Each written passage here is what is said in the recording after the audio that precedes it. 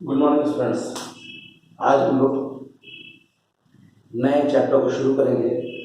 Geometry को हम लोग पढ़े हैं क्योंकि उसमें बहुत सारे कमेंट्स आ रहे हैं, क्लैरिफिकेशन नहीं हो पा रहा है, सामने में बात की जाएगी। तो ठीक है, आज हम लोग नया चैप्टर शुरू करेंगे, चैप्टर 15 NCERT मैथमेटिक्स, जिसका नाम है प्रोबेबिलिटी। हिंदी में हम लोग बोलते हैं प्रायिकता।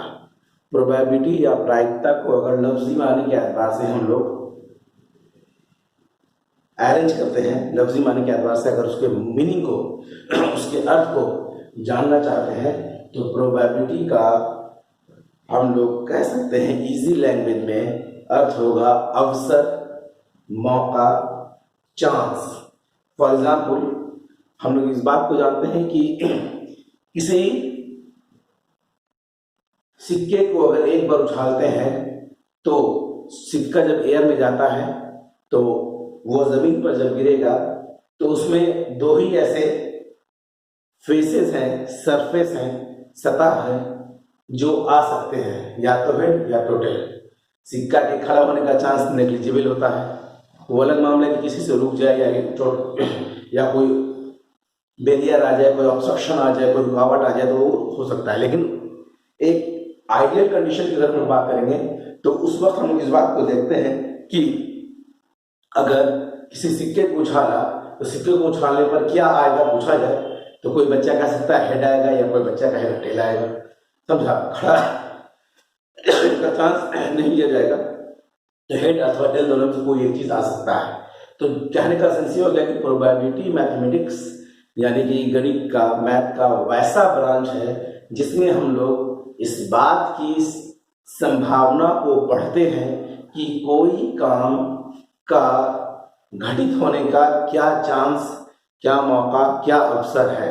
यानी प्रोबेबिलिटी किसी वर्क के पूरा होने के चांसेस को बताता है कि वो काम पूरा होगा कि नहीं होगा। दूसरी बात यहाँ आप जान लीजिए, प्रोबेबिलिटी में हम लोग को तीन चीज जानना होता है। एक कि आप काम जिस फील्ड में कर रहे हैं उस फील्ड में कुल कितने अभी प्रयोग हैं, जिसको हम बोलते हैं नंबर ऑफ सैंपल स्पेस, और NS से दिखाते हैं, लिखेंगे इसको बोर्ड पर। दूसरी बात जिसके बारे में बात की जा रही है, दैट मीन्स कि सिक्का की बात किया हम तो आपसे पूछेंगे एक सिक्का में कितने कितने फेज होते हैं। आप बड़ी आसानी से बताइएगा, दो फेज होते हैं, एक हेड होंगे एक टेल होंगे। तीसरा अलग क्वेश्चन पूछ दिया हमने, कहा लूडो का डाइस पासा, उसमें कितने फेज होते हैं तो आप कहेगा एक लूडो के डाइस में 6 फेज होते हैं, जिसके ऊपर 1 2 3 4 5 6 लिखा होता है। बिल्कुल सही बात है। तो इस तरीके से आपको सबसे पहले ये जानना होगा कि आप जिस फील्ड में काम कर रहे हैं उस फील्ड में कुल कितने फेजेस हैं, उसको हम लोग बोलते हैं अभिप्रयोगों की कुल संख्या, in English number of sample space indicated by NS। हम लोग नंबर ऑफ सैंपल स्पेस बोलते हैं जिसको NS से दिखाते हैं। दूसरा, जिसके बारे में आप जानना चाह रहे हैं, जिसके बारे में आप कह रहे हैं, उसको बोलते हैं number of favourable event NE। यानी कि जिस फील्ड में, जिस सैंपल स्पेस में हम काम कर रहे हैं उस सैंपल स्पेस में, उस फील्ड में जिसको हम बताना चाह रहे हैं उसके नंबर को हम लोग NE बोलते हैं। हिंदी में हम लोग कहते हैं घटित होने वाली अभिप्रयोगों की संख्या, NE से दिखाते हैं। इसलिए प्रोबेबिलिटी को कहते हैं PE, प्रोबेबिलिटी ऑफ इवेंट। इसका आसान सा एक फार्मूला बन जाता है PE is equal to NE by NS। NS मतलब कुल घटना, टोटल। NE मतलब जिसके बारे में आप या हम कहें उसको हम लोग NE बोलेंगे। दैट मीन्स कि NE का फुल फॉर्म हो गया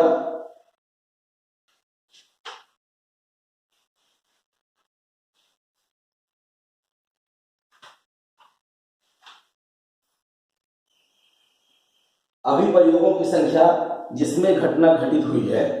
इतना आसान सा हिंदी लिखेंगे, अभिप्रयोगों की कुल संख्या जिसमें घटना घटित हुई है, जिसको हम बोलते हैं नंबर ऑफ फेवरेबल इवेंट, जिसके बारे में हम आप पूछे क्वेश्चन पूछे उसको बोलेंगे एनई। अभिप्रयोगों की कुल संख्या जिसमें घटना घटित हुई लिख देते हैं, अभी नंबर ऑफ फेवरेबल ज्यादा अच्छा होगा, number of FAVOUR favourable event NE/NS। इतनी बात समझ गए हम लोग। अब यहाँ पर मामला आता है कि जब भी किसी दिए गए फील्ड में, दिए गए सर्कमस्टांसेस में, दिए गए क्वेश्चन कह सकते हैं में हम लोग प्रोबेबिलिटी निकालते हैं, तो प्रोबेबिलिटी का वैल्यू खास फील्ड के अंदर, खास वैल्यू के अंदर वैरी करता है। दैट मीन्स प्रोबेबिलिटी को हम लोग P से दिखाते हैं। प्रोबेबिलिटी ऑफ एन इवेंट क्या से दिखाता हूं? P से दिखाते हैं। और इसका वैल्यू हमेशा 0 से बड़ा होगा और 1 से छोटा होगा। लेकिन नीचे में ये क्या बता रहा है? ये जो हम खींच दिया, ये इसका मतलब होता है the value of probability in any event is greater और इक्वल टू 0। 0 या 0 से बड़ा होगा, 1 या 1 से छोटा होगा, ये बात बताई जा रही है। समझ गए? आप इस बात को समझ लीजिए कि हमेशा एग्जामिनेशन में पूछता है कि प्रोबेबिलिटी का मान कितना से कितना के बीच आएगा, तो 0 या 0 से बड़ा, 1 से छोटा। किसी भी इवेंट के हम लोग कुल प्रोबेबिलिटी की बात करेंगे कि हम किसी भी इवेंट में प्रोबेबिलिटी निकालते जा रहे हैं, तो उन सब प्रोबेबिलिटी को, उन सभी इवेंट्स की प्रायिकता को जब आपस में जोड़ेंगे तो कुल सम कितना होगा? तो किसी भी घटना के सभी प्रायिकता को, सभी प्रोबेबिलिटी को आपस में जोड़ा जाए तो वो हमेशा 1 के बराबर आएगा। और जो चीज मौजूद नहीं है अगर उसकी प्रोबेबिलिटी निकाला जाए, जैसे हम लोग बात करते हैं कि हमारे अपने स्कूल का नाम ले लिया, आइए बुद्धगढ़ हाई स्कूल, क्लास 10 की बात कर लिया। क्लास 10 में number of boys candidate as a student, क्या क्लास 10th में हमारे स्कूल में कोई लड़का पढ़ता है? तो जवाब होगा नहीं। इसका क्या प्रोबेबिलिटी है? तो प्रोबेबिलिटी आएगा 0, क्योंकि प्रोबेबिलिटी का मामला होता है NE/NS। आप लिखिएगा कुल student 57, number of student as a boy 0, P बराबर NE/NS, 0/57 बराबर 0। ये बनाने का जवाब, इसको दो अलग अंदाज में सीखेंगे। सबसे पहला कि वैसे ऑब्जेक्ट जो दिए गए फील्ड में, दिए गए सर्कमस्टांसेस में या दिए गए घटनाओं में मौजूद ही नहीं है, उसकी प्रायिकता हमेशा 0 होगी, उसकी प्रोबेबिलिटी हमेशा 0 होगी।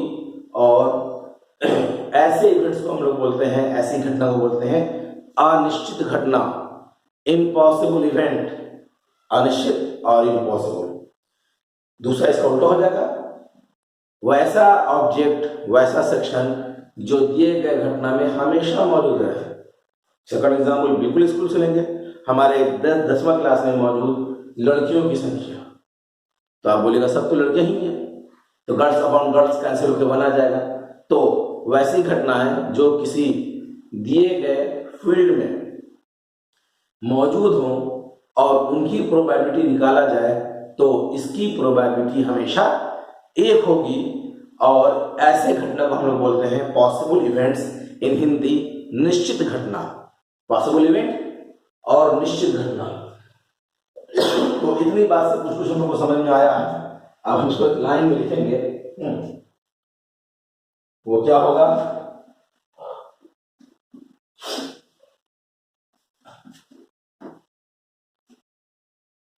देखते हैं।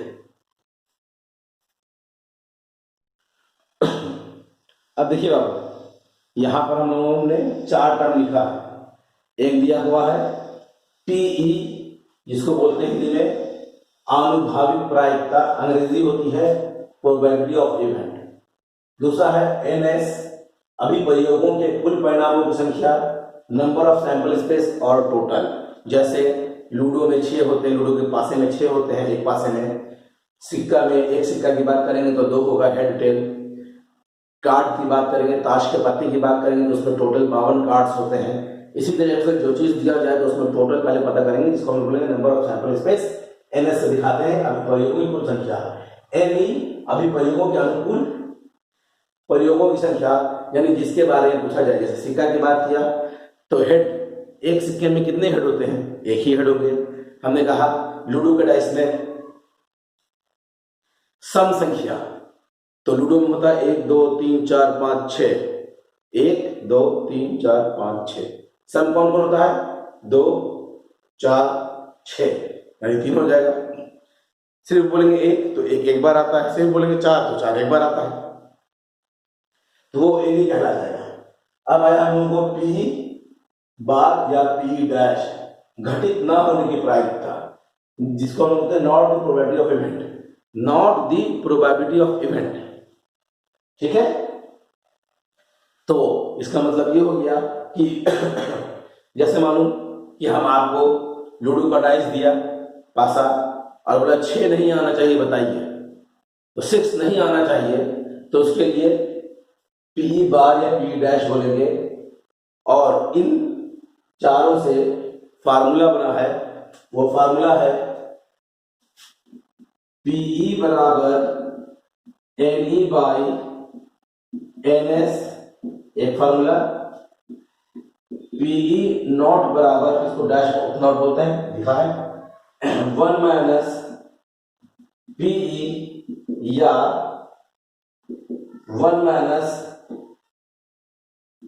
एनई बाई एनएस, 2 हो गया। इसको इधर भेज देंगे तो पीई प्लस पीई नॉट बराबर 1, 3 हो गया। उसके बाद आपको हमने बताया था पीई का वैल्यू हमेशा 0 या 0 से बड़ा और 1 या 1 से छोटा होता है। वैसी ऑब्जेक्ट, वैसा सब्सटेंस जो किसी घटना में मौजूद ही ना हो, उसकी प्रायिकता हमेशा 0 होगी। और ऐसे घटना को अनिश्चित घटना, इम्पॉसिबल बोलते हैं, 0 0 को बोलते हैं। और वैसे ऑब्जेक्ट जो हमेशा मौजूद रहेंगे उसको हम लोग पॉसिबल इवेंट बोलते हैं। और उसको हम लोग पॉसिबल इवेंट बोलते हैं और इसकी प्रायिकता हमेशा 1 होगी। कुछ ऐसे भी इवेंट्स हम मौजूद हैं, इसको आप नोट कर लीजिएगा, 1 2 3 4 फार्मूला।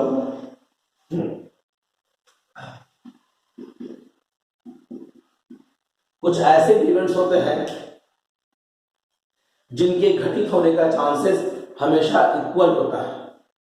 जैसे कोई गेम शुरू करना हो, कोई खेल खेलना हो, और उसमें हम लोग इस बात को देखें कि कौन पहले स्टार्ट करेगा, तो उसके लिए हम टॉस करते हैं।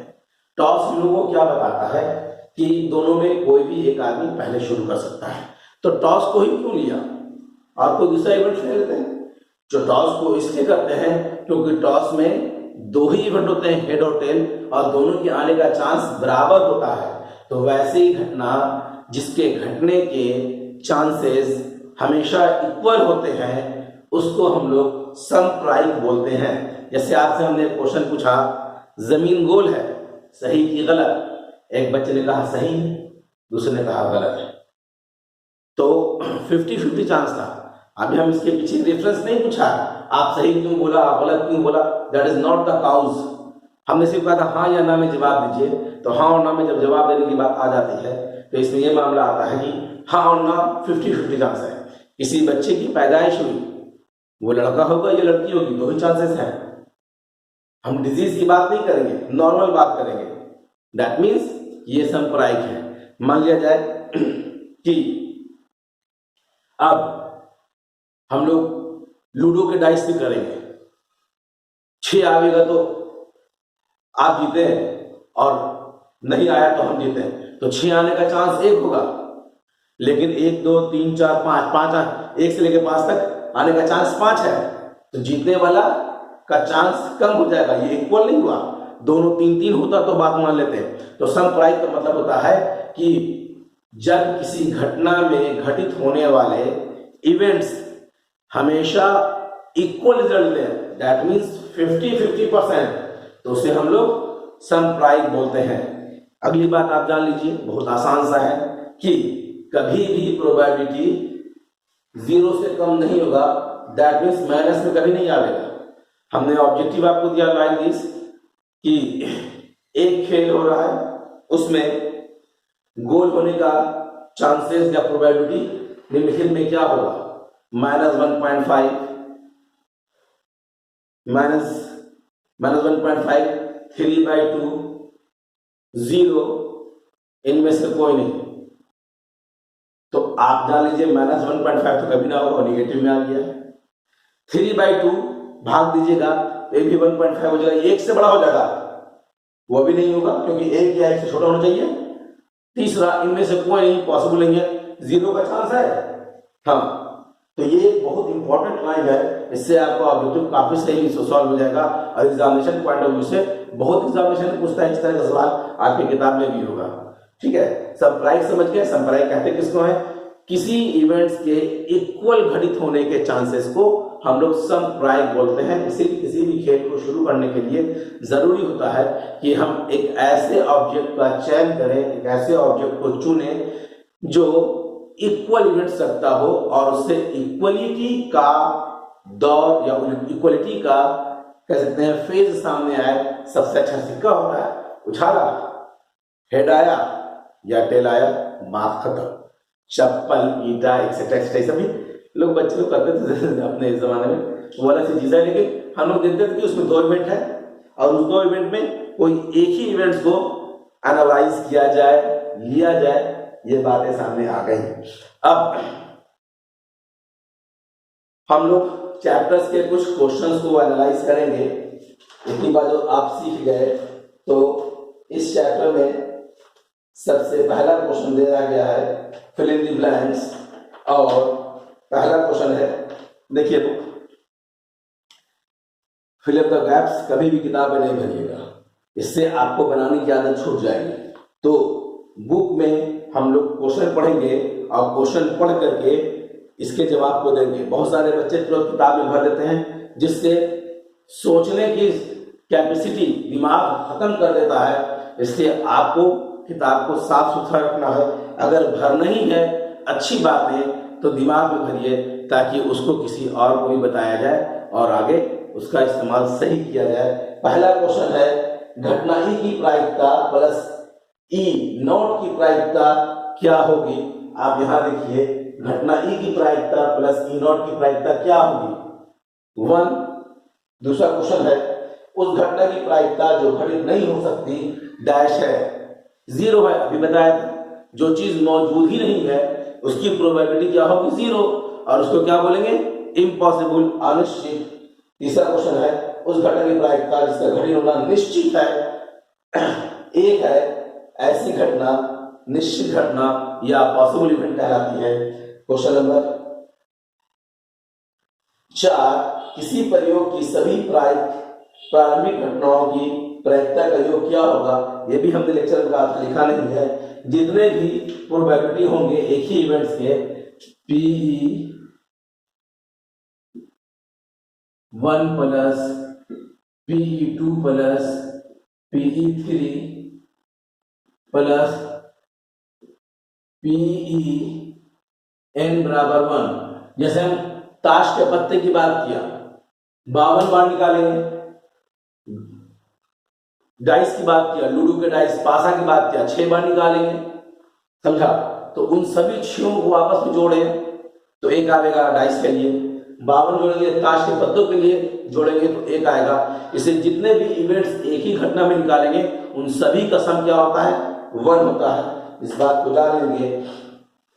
नेक्स्ट है, किसी घटना की प्रायिकता डैश से बड़ी या उसके बराबर होती है तो 0 से बड़ी या उसके बराबर होती है, और 1 से छोटी या 1 के बराबर होती है। This is the chapter of 15.1 question number 1। अब क्वेश्चन नंबर 2 है कि इसमें कौन कौन समप्रायिक है। तो कौन कौन जब समप्रायिकता की बात करता है तो आप इस बात को जान लीजिए। पहला क्वेश्चन है, एक ड्राइवर कार चलाने का प्रयत्न कर रहा है, कार चलना प्रारंभ हो जाती है या कार चलना प्रारंभ नहीं होती है। पहले ये बताओ, ये जो स्टेटमेंट पढ़ा ये स्टेटमेंट समप्रायिक है कि नहीं है। समप्रायिक तो बताया था, समप्रायिक का मतलब होता है कि इक्वल होना चाहिए। तो चलने का है या नहीं चलने का है, कार स्टार्ट होगी कि नहीं होगी।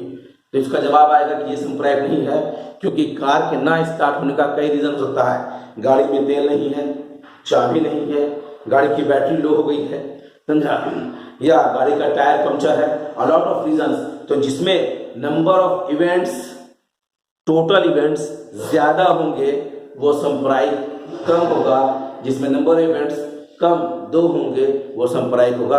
दैट मीन्स कि ये वाला क्वेश्चन आपका समप्रायिक नहीं है। क्वेश्चन नंबर 2, एक खिलाड़ी बास्केटबॉल को बास्केट में डालने का प्रयत्न करती है, वो बास्केट में बॉल डाल जा पाती है या नहीं। इसका भी जवाब नहीं होगा। क्यों? जैसे हमने बॉल लिया, प्लेयर ने बॉल लिया, बॉल फेंका, एक रीजन निशाना चूक गया, दूसरा रीजन सामने वाले प्लेयर ने रोक दिया, तीसरा रीजन फॉल एरिया से मार दिया। फॉल एरिया समझते हैं, मैदान के बाहर फील्ड जो एरिया होता है उसी में खेलना होता है, उसका खास ये जगह होता है जहां से गोल मारना है, उसके आगे पीछे से मारेंगे तो गलत हो जाएगा। तो इसमें भी नंबर ऑफ इवेंट्स ज्यादा हो गए, इससे ये भी हो गया नॉट। नेक्स्ट क्वेश्चन है, एक सत्य असत्य प्रश्न बताइए, यस और नो।